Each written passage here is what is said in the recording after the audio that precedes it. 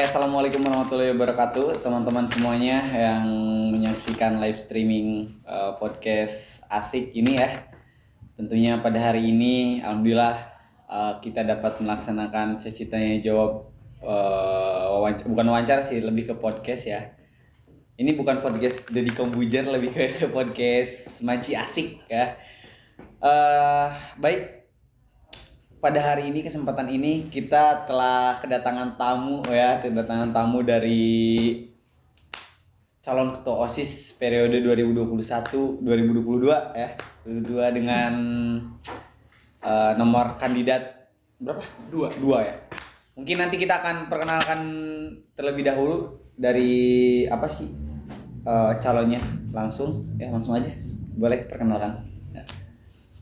Baik, perkenalkan nama saya Adam Azhar dari kelas 11 MIPA 5. Saya alumni dari SMP Negeri 1 Cidahu dan juga alumnus dari kelas 10 MIPA 1. Saya sebagai calon kandidat nomor urut 2. Di sini terpampang 2 ya. Asik. Dan di sini juga ada judul pilih Adam Azhar. Ya, pilih Adam Azhar ya. Oke. Adam Azhar sebagai kandidat nomor 2 ya teman-teman semuanya. Pokoknya nanti teman-teman semuanya yang baru datang lihat live streaming di Instagram OSIS, silakan ajak lagi teman-teman yang lainnya untuk bisa menyaksikan tamu kita ya, kedatangan tamu ini ya. Langsung aja ya. Nanti kalau misalkan kalian mau tanya-tanya ya, silakan kalian bisa ngetik di komen ya, di komen. Nanti mungkin bisa dijawab ya.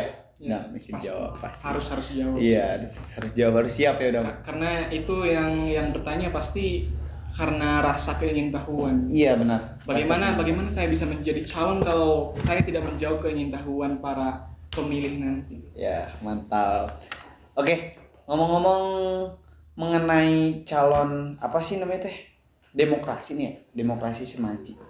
Kesiapan dari calonnya tersendiri, khususnya dari nomor urut 2 Adam Azhar, itu seperti apa? Kesiapan saya. Kalau soal kesiapan gak usah ditanya lagi. Oke. Gak usah ditanya. Kalau soal siap. Tapi kalau soal yang lainnya gitu, tentang apakah saya berani mati demi OSIS gitu atau segala macam yang lain gitu. Itu kembali lagi kepada kesiapan saya. Tapi intinya saya siap. Bahkan saya pernah berpikir seperti ini, bahwa saya tuh sangat suka dengan OSIS gitu kan. Saya tuh sangat suka dengan OSIS. Jadi kenapa saya tidak siap untuk mencalonkan diri? Mantap. Jadi katakanlah saya berani mati demi OSIS gitu aja. Oke. Seberapa pahamkah kamu mengenai OSIS, organisasi siswa intersekolah? Seberapa paham? Iya. Jujur saya selama menjadi ketua OSIS di SMP, karena dulu pernah jadi SMP. Dulu pernah jadi ketua OSIS di SMP. 2 periode waktu. 2 periode ya. 2 periode berarti kelas 8 sama kelas 9. Kelas 8 sama 9. Seharusnya kan biasanya di SMP tuh kelas 9 harusnya Sektijam kan. Iya, jadi harusnya kelas 8 aja kan. Iya, harusnya kelas 8 aja, tapi mantap. Tapi ini 2 periode, itu sebuah kesempatan yang langka kan. Kenapa tidak gitu. Iya. Saya waktu itu 2 periode jadi ketua OSIS tahun 2018, 2019 dan 2019-2020. Oh iya. Kalau ditanya paham atau enggak tentang OSIS, saya masih belum cukup paham. Meskipun saya pengalamannya 2 tahun menjadi ketua. Saya akan bilang kepada diri saya sendiri bahwa saya masih belum paham, karena bagi saya OSIS itu luas. Iya, luas. Bagi saya OSIS itu luas. Saya pernah ditanya sama Pak Haji Didi, pembina saya waktu di SMP. Pembina OSIS. Kamu kok gak ikut bantu acara Maulid Nabi? Waktu itu saya belum jadi OSIS. Waktu itu saya masih wakilin pramuka. Tapi kelas berapa itu? Itu waktu kelas 8 sebelum Sertijab. Oh iya. Iya, itu waktu kelas 8 tapi sebelum Sertijab. Kamu kok gak bantu acara Maulid Nabi? Waktu itu saya belum jadi pramuka, masih jadi ketua MPK sama ketua pramuka waktu Pratama. Iya. Pernah pramuka juga. Pernah pramuka juga. Jadi waktu itu ditanya seperti itu, saya jawab, saya bukan pengurus OSIS, Pak. Saat itu Pak Haji Didi langsung bilang gini, Kata siapa gitu? Semua anak di sekolah itu pengurus OSIS. Maksudnya enggak. Anggota. Maaf, semua anak di sekolah itu, semua siswa-siswi itu OSIS gitu. Iya, benar. Cuman ada pengurus, ada OSIS gitu. Jadi ada pengurusnya, ada hanya anggotanya. Anggota, gitu. iya anggota. Benar. Anggotanya. Jadi waktu itu saya mikir-mikir lagi, kok semua anak OSIS gitu. Iya. Terus saya lihat ke bawah, waktu itu saya pakai seragam putih biru kan Putih waktu biru. SMP. Ternyata saya lihat di sini kan Iya. SMP ada OSIS kan. Oh iya juga ya, saya OSIS ya. Saya OSIS ternyata ya. Jadi OSIS itu luas menurut saya. Gak hanya tercakup dalam kepengurusan, tapi dalam setiap langkah kita di sekolah itu OSIS menurut saya. Mantap. Gitu. Jadi kalau ditanya seberapa pahamkah kamu tentang OSIS, menurut saya masih belum cukup paham tentang Karena OSIS lebih meskipun luas ya. meskipun saya sudah menjadi ketua OSIS waktu SMP 2 periode gitu. Oke, siap. Tapi kalau dipikir-pikir kayaknya bukan suatu kebetulan. Saya kan OSIS 2 periode, dapatnya nomor 2 gitu. Itu bukan suatu kebetulan kan gitu. Iya sih. Oke. Apa? Gini Dam, lebih ke calon ketua OSIS itu kan, yang namanya calon ketua OSIS itu kan nantinya bakal jadi leader kan, pemimpin ya. Nah, jadi seorang pemimpin.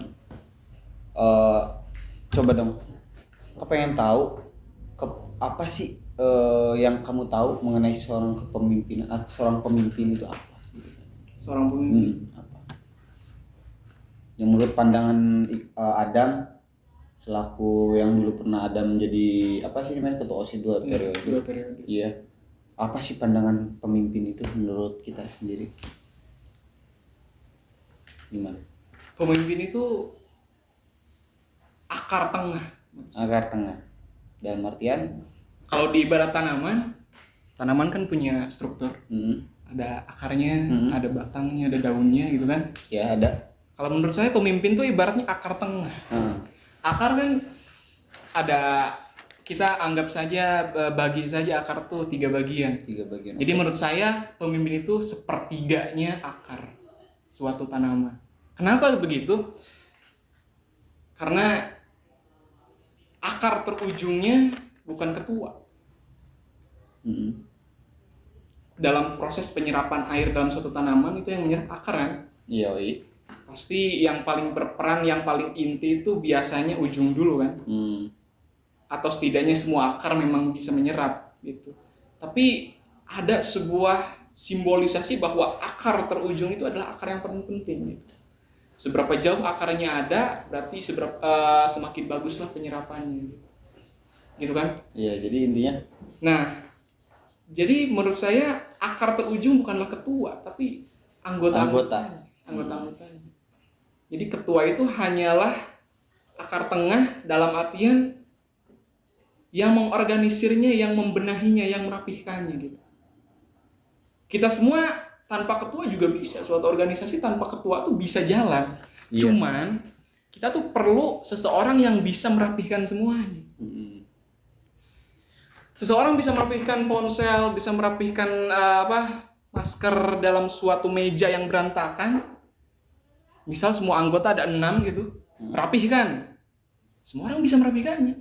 Tapi pasti ada aja yang maskernya ke arah utara gitu, merapihkannya menumpuk. Ada yang ke arah barat misal, ngerti gak? Numpuk. Jadi gak rapih gitu kan? Iya. Ngerti gak? Nah, dalam suatu proses itu harus ada seseorang yang mengatur. Harus ada otak di balik semuanya. Iya. Itulah pemimpin menurut saya. Jadi pemimpin itu akar tengah. Akar tengah. Tapi untuk akar paling ujung adalah anggota-anggotanya. Jadi menurut saya pemimpin itu bukan apa-apa tanpa anggota. Oke. Cukup Dam. Nampaknya sangat dalam ya. Sangat dalam pokoknya. Jadi pokoknya buat kalian ya yang di rumah, sekali lagi kalau misalkan kalian nanti punya pertanyaan dan lain sebagainya buat calon ketua OSIS, buat Semanci pasti kedepannya, silahkan kalian untuk komen di live streaming Semanci, OSIS Semanci ya, OSIS Semanci. Karena mumpung sekarang nih kayak gini kita bisa bertanya-tanya seperti ini dari paslon nomor urut 2 tentunya Adam Ajhar ya. Dari Adam tuh kelas 11 MIPA MIPA 5. MIPA 5. Iya, 11 MIPA 5. Oh, 11 MIPA 5. Iya, ya, 11. Yang dulunya berarti Adam kelas 10 itu 10 MIPA 1. Iya, 10 MIPA 1. 10 MIPA 1. Oke. Oke, Dam. Di sini langsung ya. Di sini ada pertanyaan yang udah disiapkan. Oke. Tadi bukan pertanyaan yang udah disiapkan tapi pertanyaan yang sepintas dari saya ya. Jadi Dari tadi saya. itu pertanyaan non formal. Yoi, sebenarnya. Oke, Ya. siap. Gini, Dam. Mengenai atau membahas sebagai calon ketua OSIS, alasan ya. Alasan Adam ya.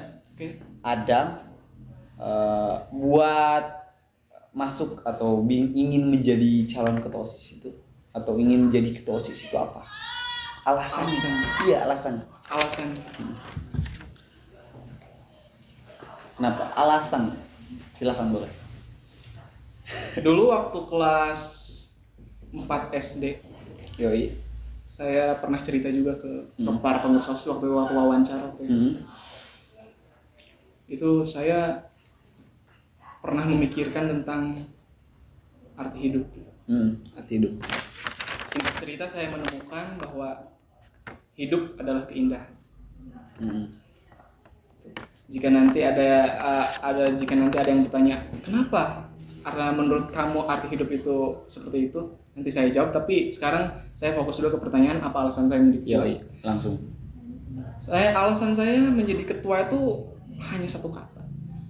Apa itu? Cinta. Cinta. Berarti cinta terhadap OSIS. Iya. Ya gini. Kalau soal alasan, cinta itu menurut saya bukan alasan. Jadi kalau memang ingin jawaban spesifik, kenapa saya ingin menjadi ketua? Tak ada alasan, karena cinta. Karena cinta berarti. Iya. Berarti cinta itu bukan alasan ya? Menurut saya bukan alasan. Tapi karena orang-orang butuh jawaban, saya harus menyebutkan cinta. Padahal meskipun cinta itu bukan alasan. Berarti OSIS itu sangat terkat sekali ya sama kamu tuh. Maksudnya dalam hidup kamu tuh, maksudnya dalam artian sangat suka sekali gitu mungkin. Ya. Bagaimana? Gak tahu. Kamu kenapa cinta? Saya pasti diam karena kalau ada orang yang masih bisa jawab kenapa kamu cinta, semisal kenapa kamu cinta OSIS, dan dia masih bisa jawab, menurut saya dia gak cinta OSIS.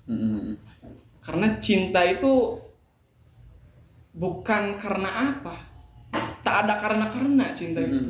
Yang ada karena itu hanyalah kalkulasi. Itu menurut jiwa Tejo kan gitu. Jika kamu ditanya, kenapa kamu cinta OSIS atau kenapa kamu cinta dia dan kamu masih bisa jawab, itu tandanya kamu belum cinta.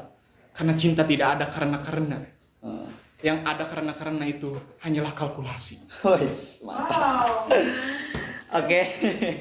Oke, mengenai cinta ya, sepintas yang tadi Iqbal bilang Adam bilang cinta. Mengenai cinta nih ya, kan cinta itu dalam ya. Maksudnya makin Adam sekarang itu SMA, sekolah menengah atas. Maaf nih, ini agak melenceng ya. Cinta, Adam sekarang punya pacar? Punya pacar? Saya gak niat pacaran. Gak niat pacaran? Gak niat, sama sekali gak niat. Kalau boleh jujur saya gak niat. Tapi pasti tetap butuh penyemangat. Iya, butuh penyemangat. Berarti untuk sekarang Adam gak niat gitu ya? Gak niat pacaran tapi masih butuh penyemangat. Makanya saya masih dijuluki playboy sampai sekarang. Asik. Aduh, saya tuh gak tahu siapa yang pertama gitu. Tapi kalau ada orang yang tanya teman-teman SMP seangkatan saya, itu pasti teman cewek nih khususnya. Itu pasti mereka jawab, jangan deketin Adam gitu. Adam tuh punya banyak teman cewek gitu. Teman ya. Sehingga sampai saat ini teman saya cuma SMP doang gitu. Yang SMA-nya termakan gosip bahwa Adam tuh suka mainin perasaan gitu. Tapi menurut kamu sendiri emang bener nggak itu mainin perasaan? Kalau menurut saya sih biasa aja gitu. Tapi mungkin karena cewek itu 90%-nya bawa perasaan, 10%-nya logika. Kan kalau laki-laki kebalikannya kan, 90% logika, 10%-nya perasaan. Karena cewek itu lebih banyak perasaannya, ya berarti iya mungkin iya gitu. Cukup dong. Katakanlah iya gitu. Cukup. Meskipun saya biasa aja gitu. Cukup. Mengenai cinta luas kan? Cinta luas ya. Lebih kayak gitu aja sih. Takutnya kan kalau misalkan Adam punya pacar kan, punya pacar yang mau dipertanyakan itu nanti itu gini dan gimana sih apa sih kalau misalkan kalau pacar Adam melanggar aturan, tindakan Adam itu seperti apa gitu? Saya akan samakan sama orang-orang yang melanggar juga. Oke, sama berarti ya. Itu Adam mau menerima resiko lain sebagainya? Bagi saya ego itu harus diredam dalam suatu hubungan. Yoi.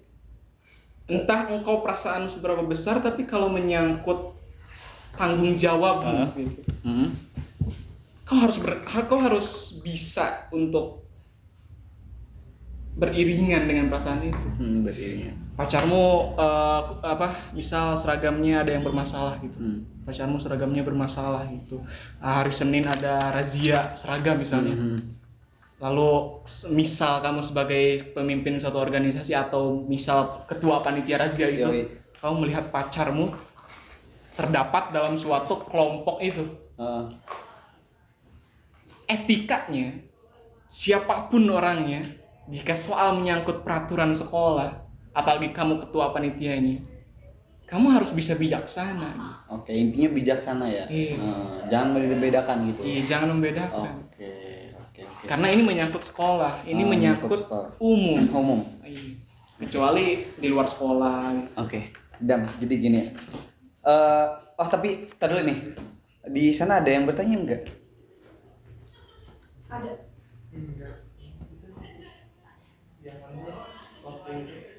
Enggak ada. Oke. Nih di sini nih yang kita udah saring nih ya. Mungkin ada yang waktu itu pernah bertanya. Apa target pencapaian di masa jabatan? Kalau misalkan Iqbal udah kepilih,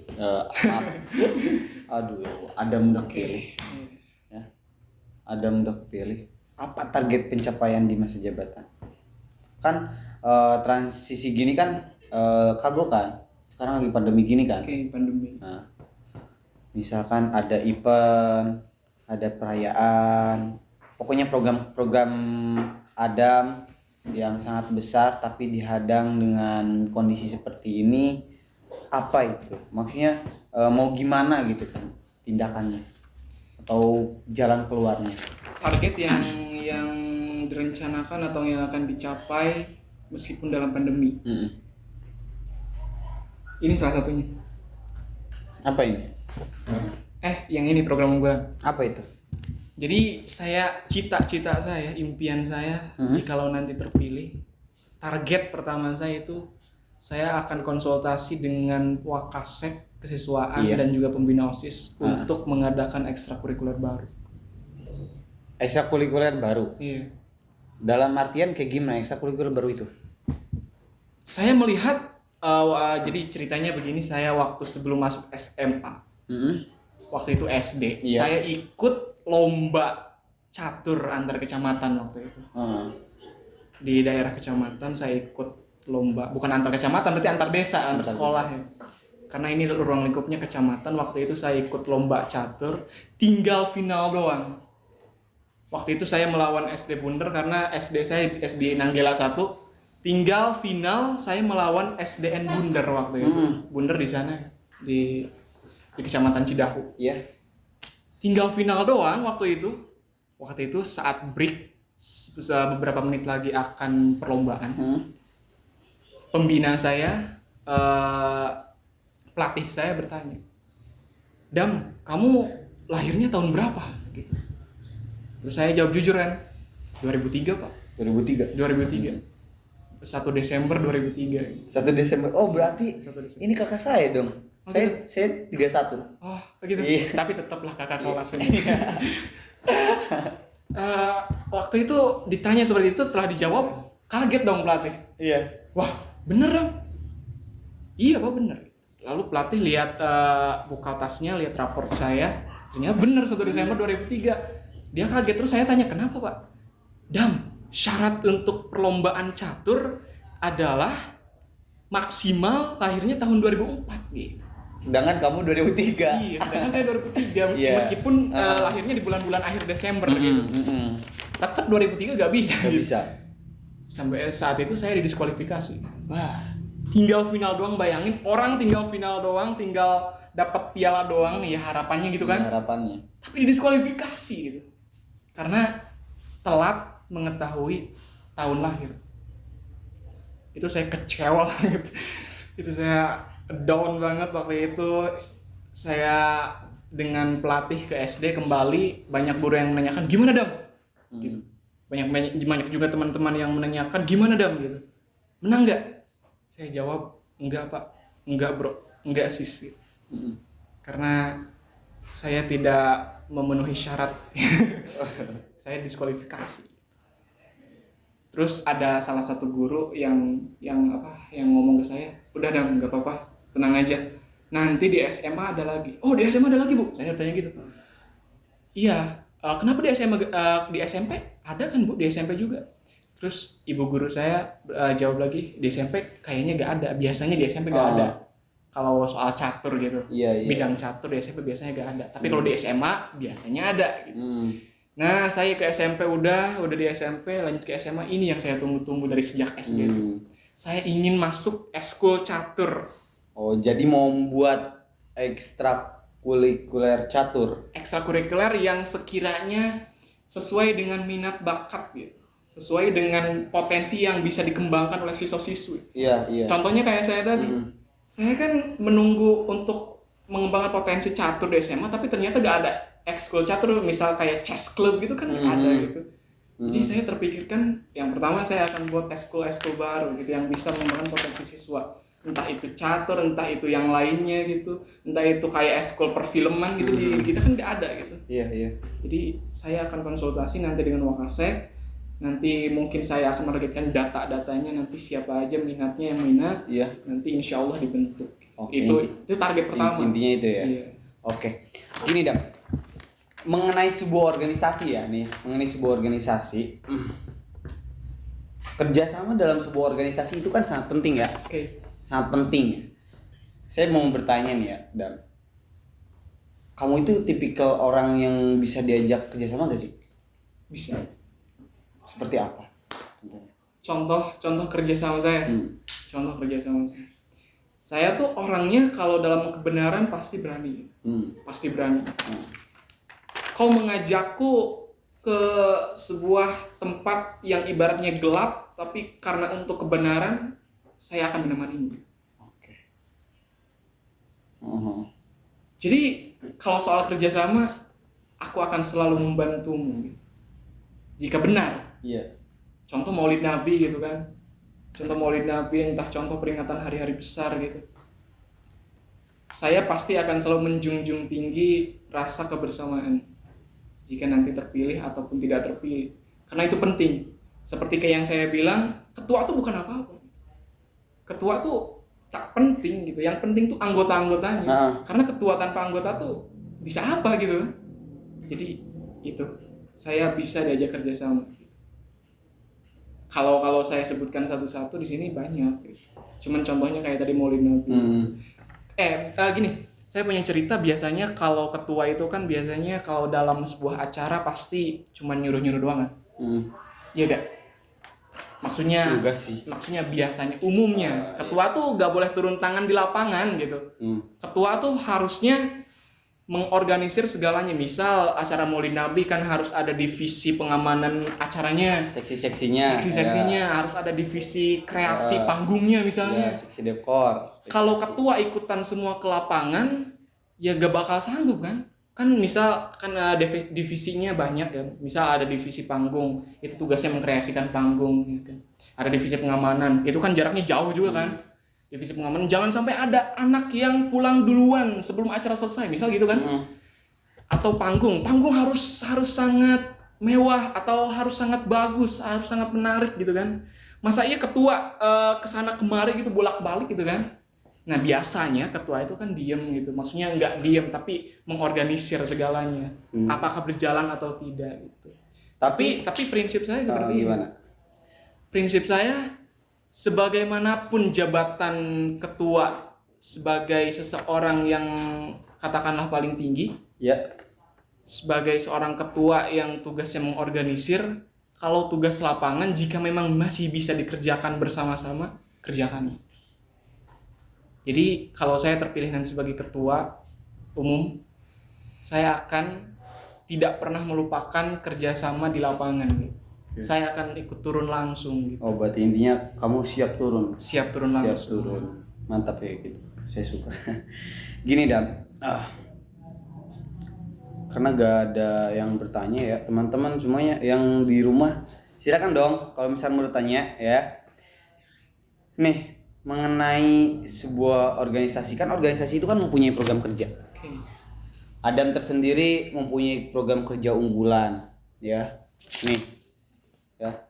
Jika misalnya ada anggota kamu yang menghambat kinerja kamu untuk mencapai visi dan misi serta program kerja kamu, itu apa yang akan kamu lakukan?